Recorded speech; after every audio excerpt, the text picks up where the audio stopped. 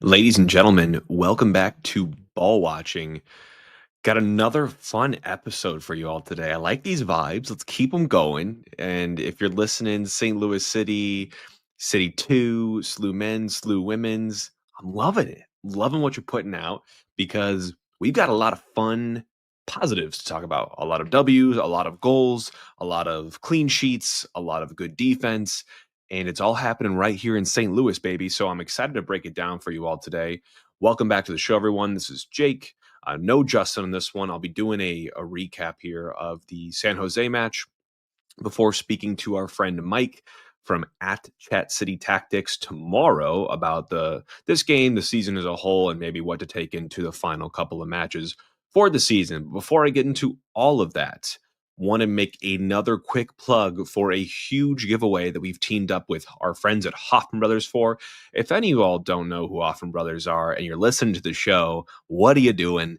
Make sure you get in the know. Hoffman Brothers are your premier home services company here in St. Louis. And when I say home, I'm talking about residential perspective. They also do commercial as well for your businesses, but anything under that roof, whether that's your AC, your furnace, your HVAC, whatever, they do all of it and they do it exceptionally well. And they have been for years now, even for me on my home protection plan. So make sure you give our friends at Hoffman Brothers a call at 314 664 3011 for all of your home needs.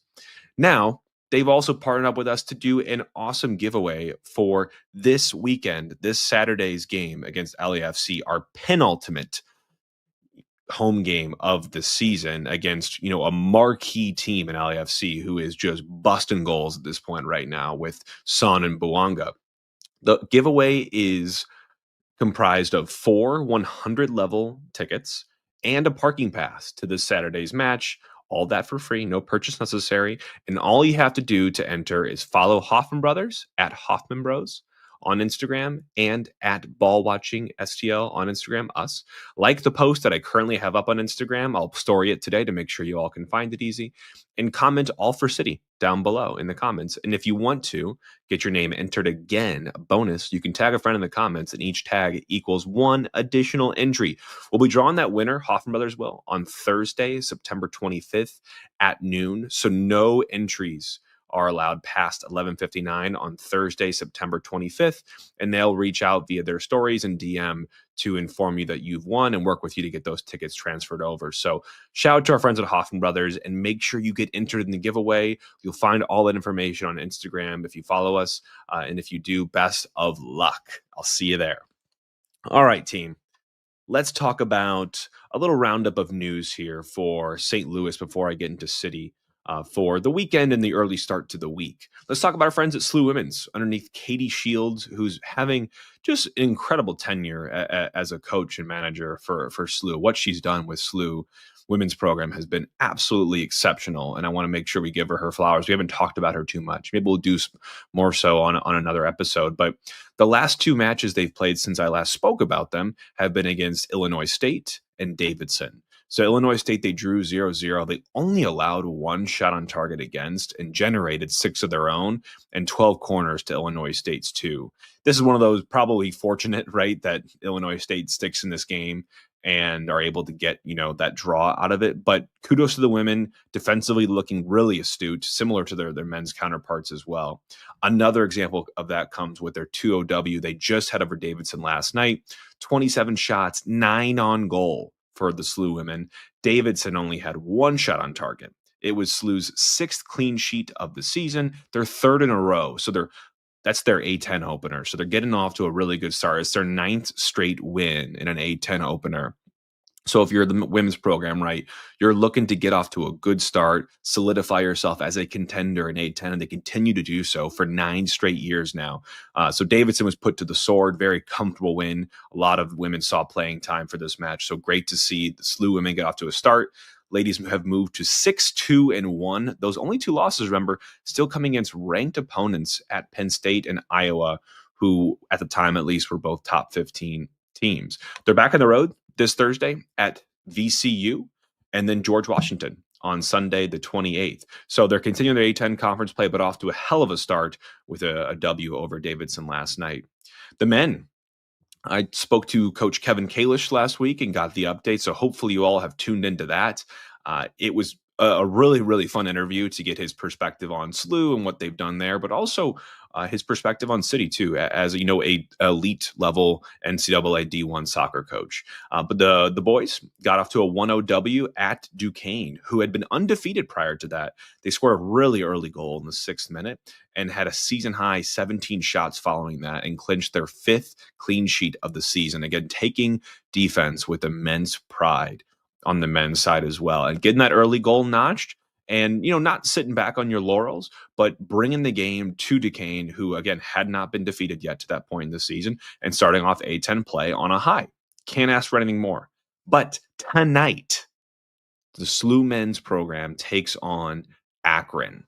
Akron is, a historically very strong program and continues to be one this season as well, as the last rankings had them clock in at number 10. So for SLU, who's in the top 10 right now, this sort of win is a resume builder. It's a huge challenge to stack yourself up against some of the top teams competitively in NCAA and see where you land. So I'm looking forward to this match. I will be tuning in.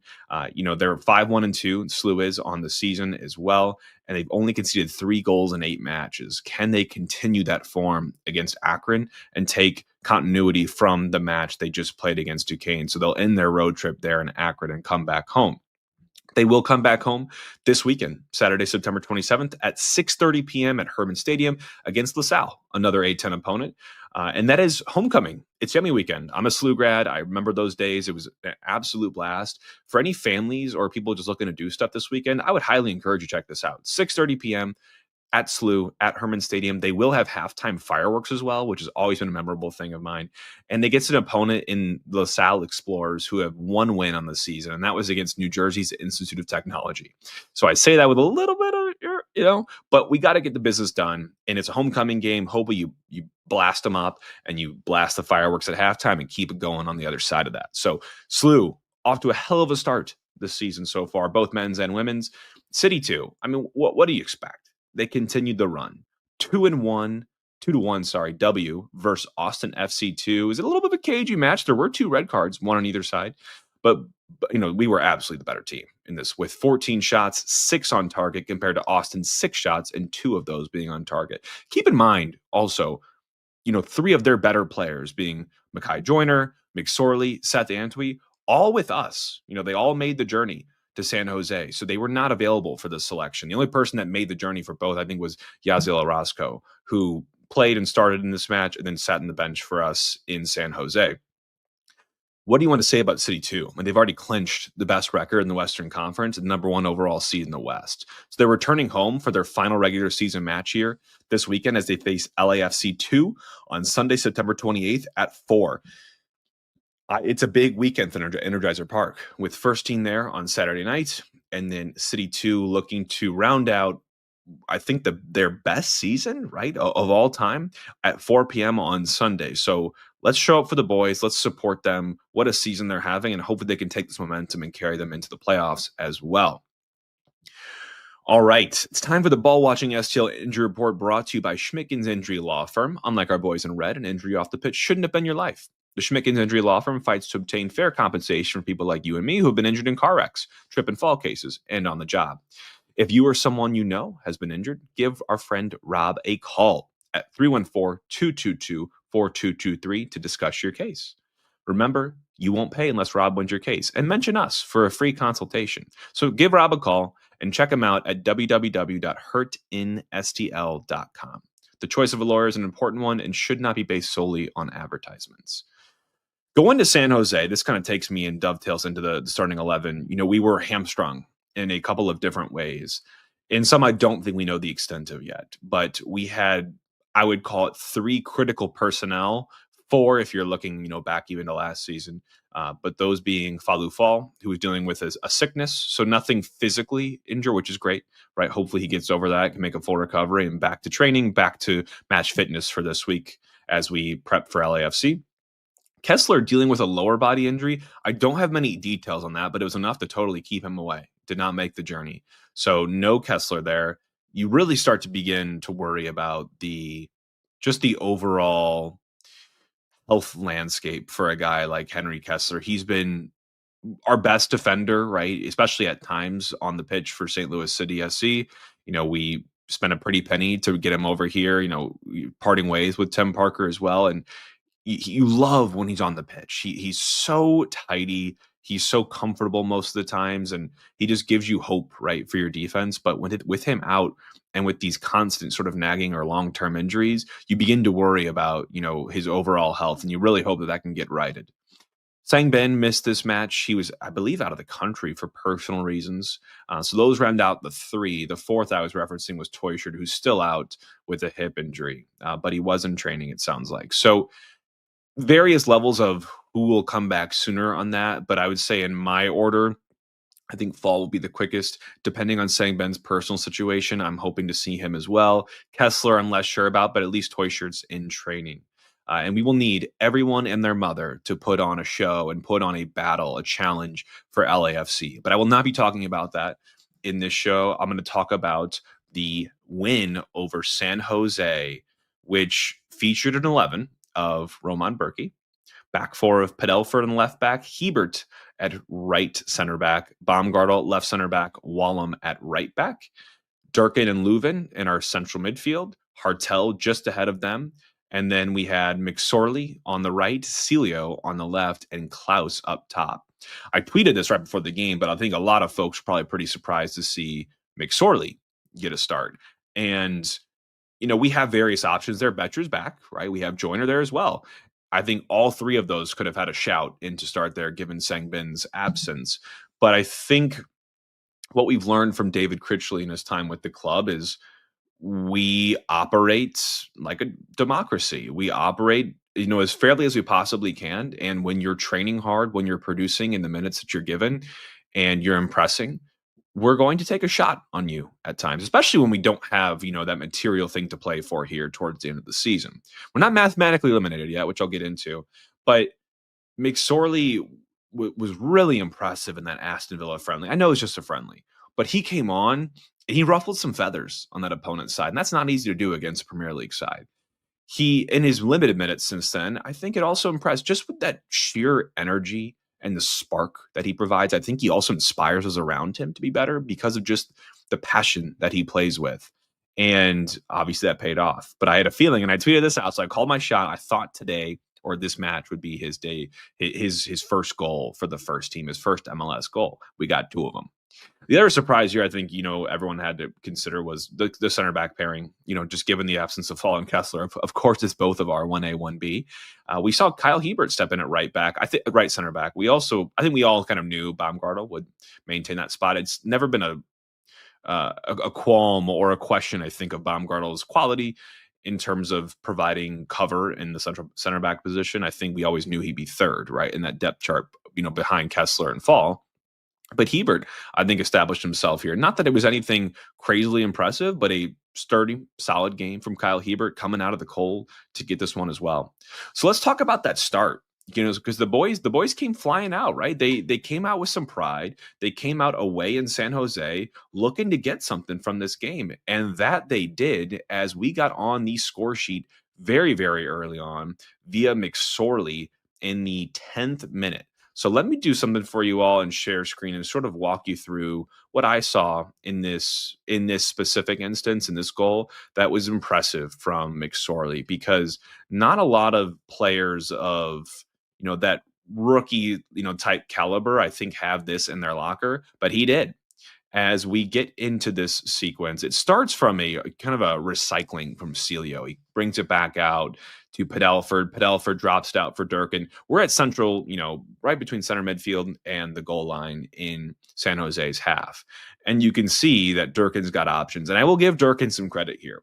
He's got shortcomings in press resistance, some of his passing range, and, he's prone to those lapses, especially as of recently.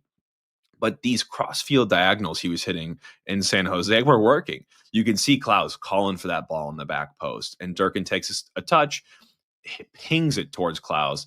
I don't know whoever Klaus is, being guarded by. Guy does not have a chance, a snowball's chance in hell. And you see him, kind of size this up and attack it with some venom.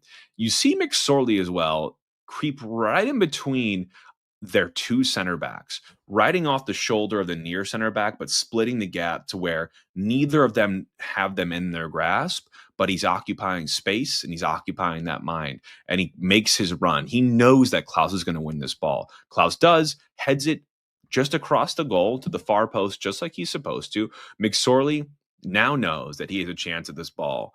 And with his positioning between those two center backs, one kind of veering more towards Klaus, one more in the back post, McSorley has just enough of a gap to get in the end of this one and volley it home out of the air. Not an easy finish, but one that McSorley makes look easy as he pumps in his first MLS goal of his career. And we're off the boards. We are flying 10 minutes in. McSorley with the assist from Joao Klaus, a guy that can do it all. Love me some Joao Klaus here at this club, but what a great run from McSorley. I'll also give him credit just having that striker's instinct of knowing where to be, where the ball is going to be, where I should be, so I can make myself dangerous and get our team in a position to score. It's something you can't teach. So I'm really impressed by McSorley's occupation of that space in this first goal, and I'm happy to see us get off the board early against the San Jose team that has plenty of firepower.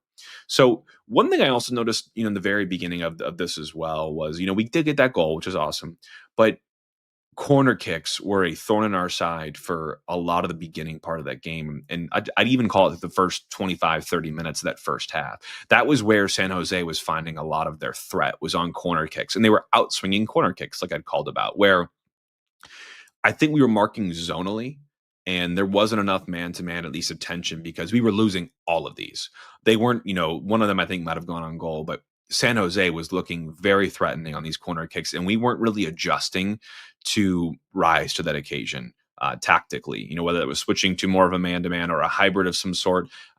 Justin and I have talked about this in the show before. I'm not convinced by our set-piece defending, and I wasn't here as well, so I want to call that out. We tacked on another goal just 9 minutes later.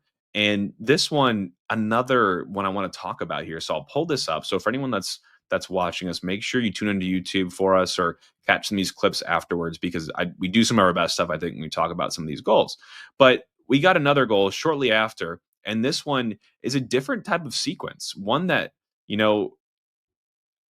it's just one of those plays where it's sometimes sheer brilliance will just undo you.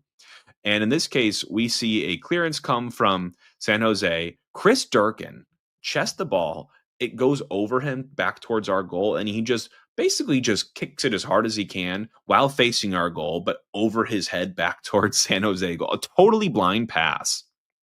And it goes to a dangerous area right at the top of the 18. McSorley, again, right in the mixer here, given his defender enough of a physical matchup or problem to deal with. So neither of them win it cleanly, but his defender gets ahead to it. It bounces into Hartel's path. It's not cleared whatsoever. Hartel takes one touch out of his feet, kind of gets it sorted, body facing the left sidelines. He's not facing the goal, swings a left boot at it, and the perfect arch, the perfect pace on the ball, the placement gets it nestled right over the keeper and into the right corner. And we are off with a 2-0 lead now on a moment of brilliance from Marcel Hartel. Absolutely incredible. This is what you pay designated players for. A moment of brilliance. Not many players in the league can score that type of goal. And it was fluky, how it came. But kudos to McSorley for kind of giving his defender a problem. And Marcel Hartel, hats off. Kudos to you, my friend. What a finish. So 2-0, not a perfect start, but a great start. So you're really happy with that if you're St. Louis City. San Jose, though, was in the mix. They were countering us very quickly with a guy like Chicho Arango, who's able to find space, lay off for Espinoza, whose cross was deflected by Baumgartel off the post in the 21st minute. That rang my bell, I will tell you, at least a little bit, because a 2-0 lead is one of those really dangerous leads in soccer. People, you might have heard that before, but people talk about that because, you get a goal scored on you and it's right back in this game.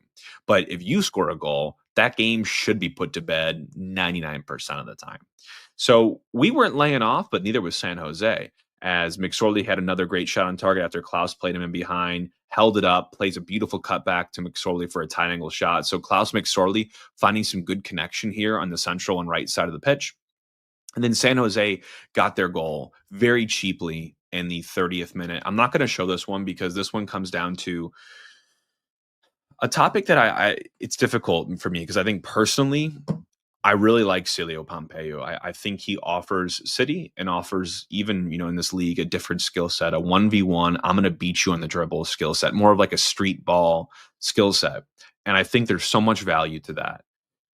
However, he was really quiet in this game. And, part of me feels like that's because maybe they were looking at him and not as much at McSorley, or maybe more of our attack ended up going down the right at times. But McSorley was the far more dangerous wing counterpart, and Celio didn't really have it. And then on the defensive side, he works hard. I will say he was worked hard and he's made strides, but he's not the person that you really want defending against a great, player in a Chicho Arango in and around the 18, because he will dangle a leg. He'll make the occasional mistake, and he did here.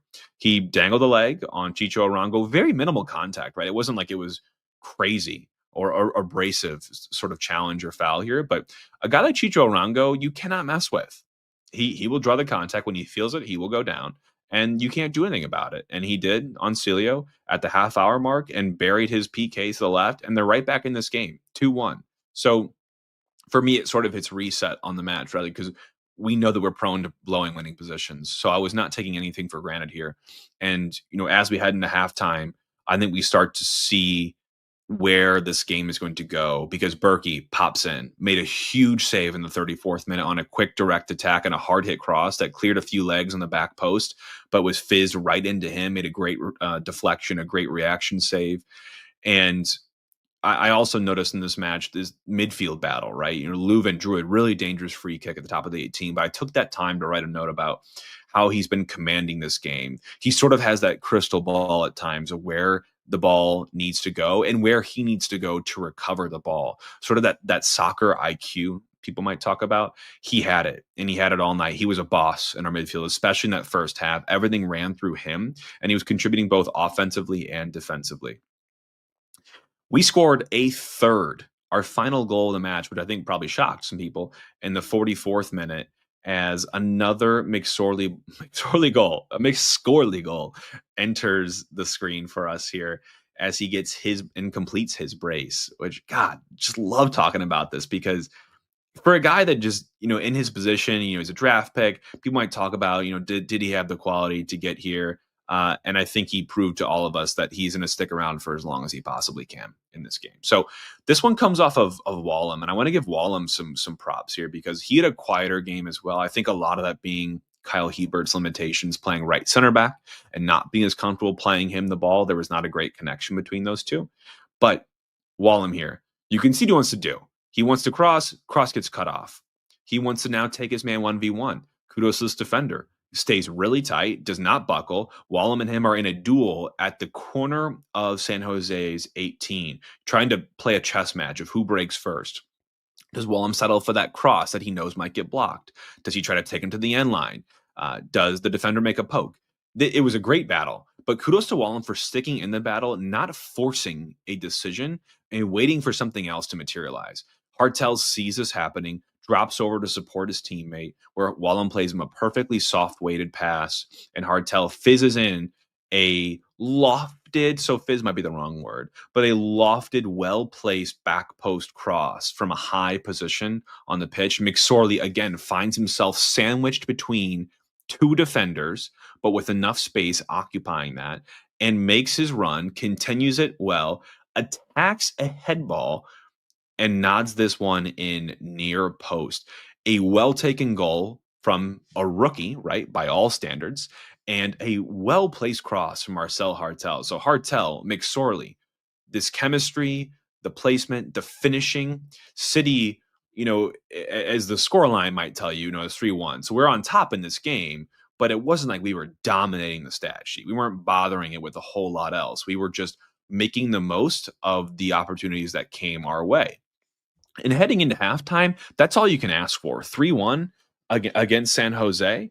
3-1 halftime saw a change as Joyner came on for Celio. I think just maybe not the right decision on the night to have Celio. Not that Joyner came on and just blew it up either, but he was a little bit weak on a ball immediately right into that second half and coughed it up. It was played into the box. There was a quick turn and a shot, but Berkey, again, had a huge save he put over the bar. And I felt like as this second half wound on, we were giving a little bit too much to San Jose in terms of space. We were getting really hemmed in, having some nervy moments, kind of felt like San Jose was playing in that horseshoe around our 18, and it was more of like a bend don't break situation, and we were looking to hit on counters or direct attacks when that ball was turned over. Klaus was played behind in the 59th minute, came in with some speed and unleashed a shot on target that was saved. Uh, there was a huge goal line clearance from McSorley at the 2/3 marker of the game, the 60th minute, where the ball did not go in for San Jose after Arango tried to bulldoze a free kick over the line, and McSorley there to clear off the line. So now he's scored 2 goals and saved one. He's having a match of his life right now.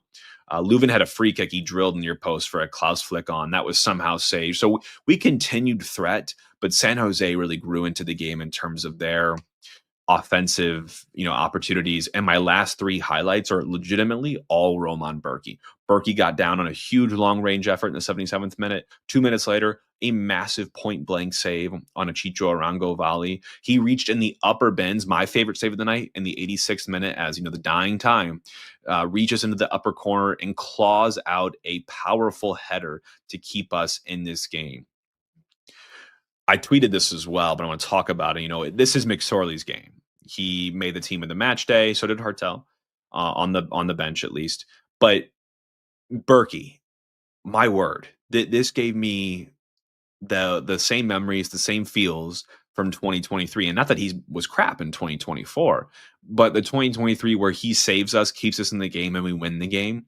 That feeling I had not felt in a long time. But he had all of his best stuff in this match. He had 9 saves. I was blown away by some of these saves. I'd probably say in that 9, there were a handful that were pretty comfortable, but there was 2 to 3 that were very, very solid, world class type stuff from a goalkeeper that is in a little bit of a transition point in his career, right? Like he's got this contract with us and an option for next.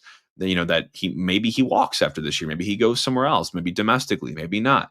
But I love that it's not getting to him. He's playing some of his best ball right now, and without him in this match, I think we legitimately could have dropped points. So I want to give my kudos to Berkey. He's not going to be the talking point of the game because you have a guy like McSorley who's having an incredible debut in his first start. This isn't his first MLS minutes, but his first start, just impressing. 1 to 10.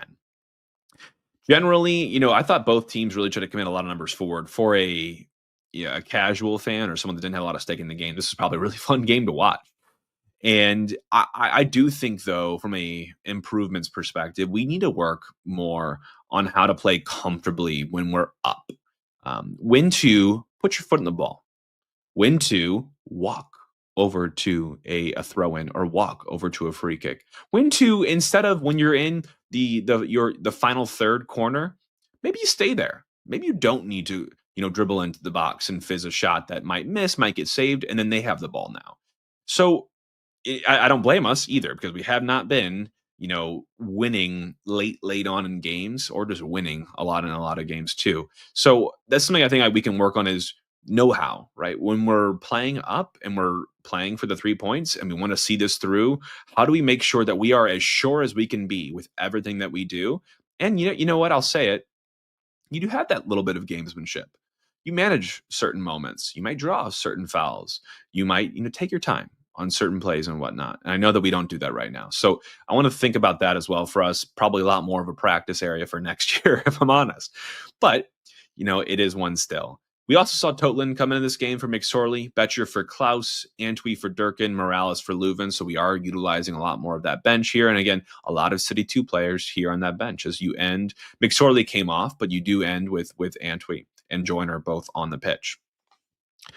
We cleared some space on the wooden spoon, guys. As I look at it now, and I will share screen for you all because the standings are telling us that we have a little bit of breathing room. Not that, I really and truly believe that wooden spoon is, the biggest of deals, but you don't want to be last in the league. Like, who does? So for us right now, we are sitting in the position of, in the Western Conference, 13th. But if you look at the supporter shield, because again, Wooden Spoon is just the worst team in the MLS, the least amount of points over the season. Doesn't matter what conference you're in. We're sitting 24th. So let me pull this table up for you all and tell us kind of the situation as we head towards the end of the season here.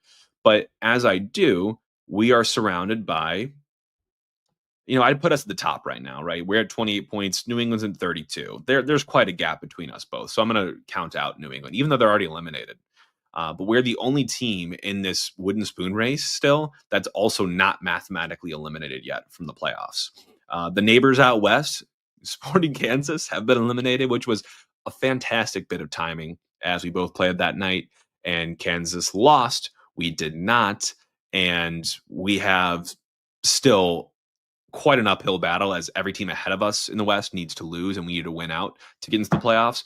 But at least we're still mathematically alive longer than Kansas. And I do not think they love to hear that. So I'm going to shout it from the rooftops. So Kansas is on 27 points. We're on 28 points. And we're on the same games played. So there's no game in hand there. Toronto and Atlanta are both on 27 points with a game in hand on us. So at best, they could be scraping that 30-point mark. They're also both eliminated, like I mentioned. DC United is on 25 points on the same level of games as us, so no game in hand. They're on a true 25, so 3 points. We're 3 points clear of them. Montreal, same level of games played, but 24 points, so one less than DC. So they're on a true 24 points, 4 less than us. And the Galaxy, who are the only other Western team besides Kansas in here, who are on 21 points, but a game in hand. So best case 24. So if I kind of play this out, assume the best case for all these teams that have the game in hand. Let's just prepare for the worst, right? If we give everyone those 3 points, Toronto and Atlanta will both be clear of us by 2 points at 30 with their game in hand.